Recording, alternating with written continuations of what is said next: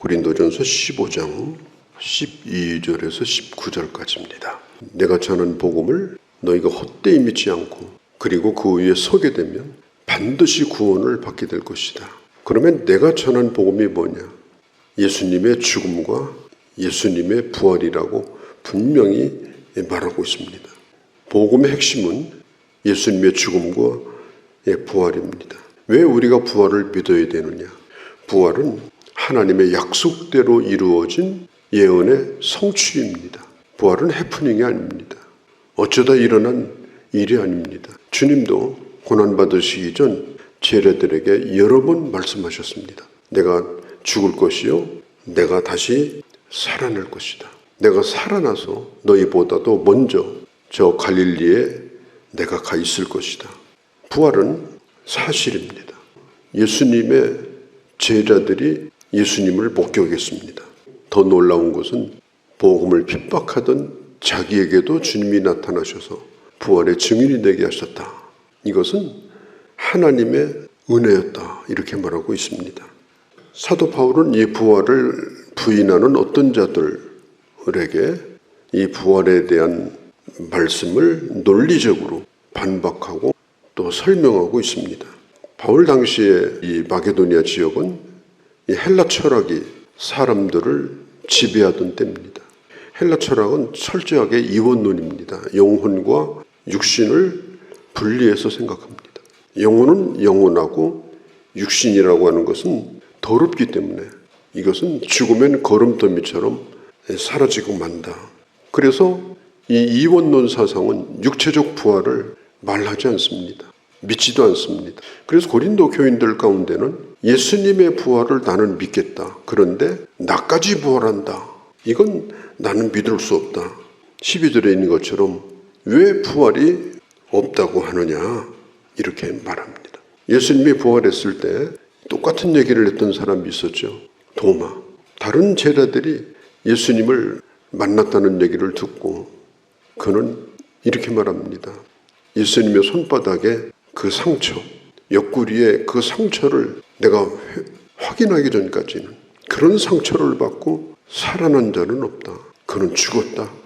그렇게 말할 때 주님이 도마에게 나타나서 이렇게 말합니다. 보고서 믿는 자보다도 보지 못하고 믿는 자가 더 복되다.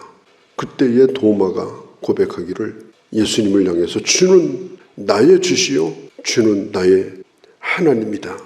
도마는 예수님을 하나님이라고 고백을 했습니다. 이 육체적 부활이라고 하는 것은 인간의 상식, 우리가 그동안에 삶에서 경험했던 것들, 또 인간의 이성으로는 이해할 수 없는 그런 일입니다. 인간의 지식을 뛰어넘는 그런 얘기입니다. 자기가 아는 건 잘 이해를 합니다. 그런데 자기의 상식과 지식의 한계를 뛰어넘는 것은 그때부터는 오리무중에 빠지게 됩니다. 만일 어떤 사람이 예수를 믿는데 나는 예수님의 십자가의 죽음은 믿겠다. 그러나 예수님이 부활했다는 것은 나는 믿지 않겠다.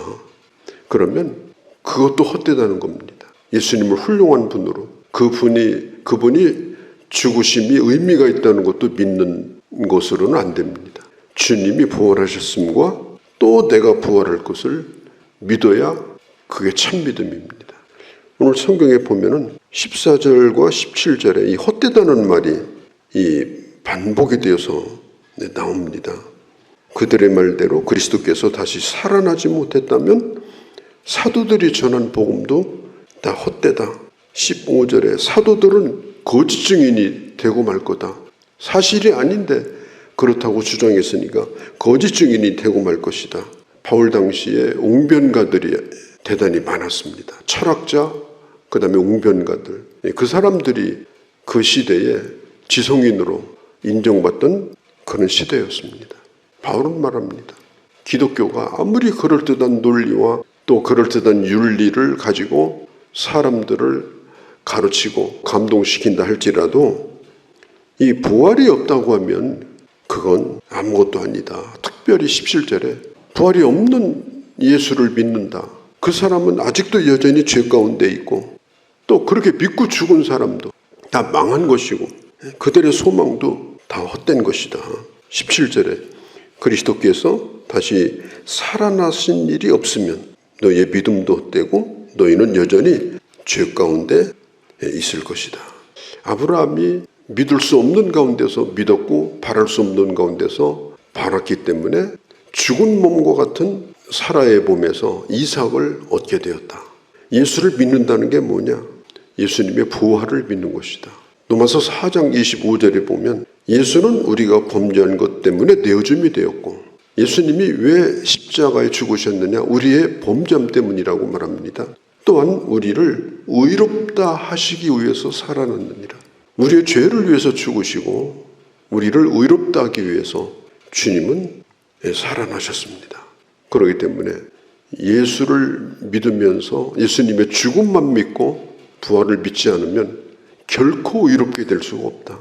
죄를 위해서 죽으신 예수님의 죽음도 다 헛되고 만다. 그런 예수를 믿고 구원받을 줄 안다면 그것도 헛된 것이다. 예수를 믿는다는 것은 부활을 믿는 것이 포함되어야 한다. 반드시 부활을 믿어야 부활의 은혜에 동참할 수가 있다.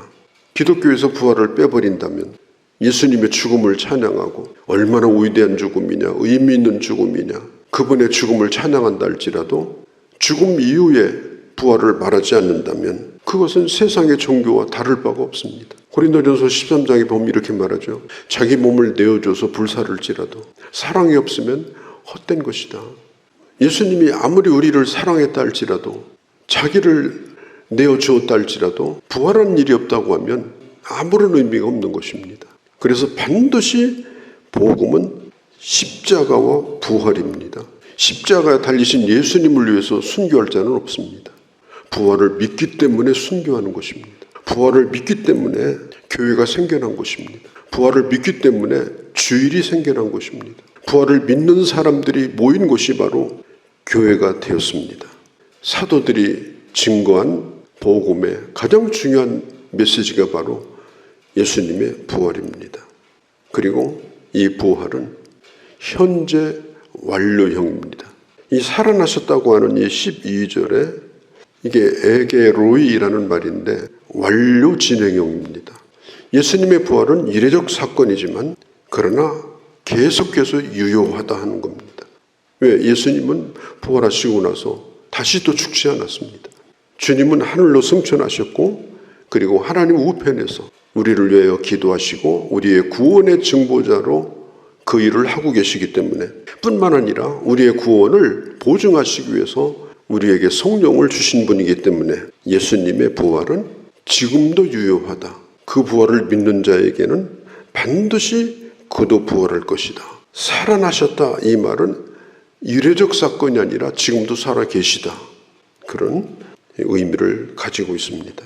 14절과 17절에 보면 부활이 있기 때문에 우리의 믿음이 헛되지 않다 이렇게 말합니다.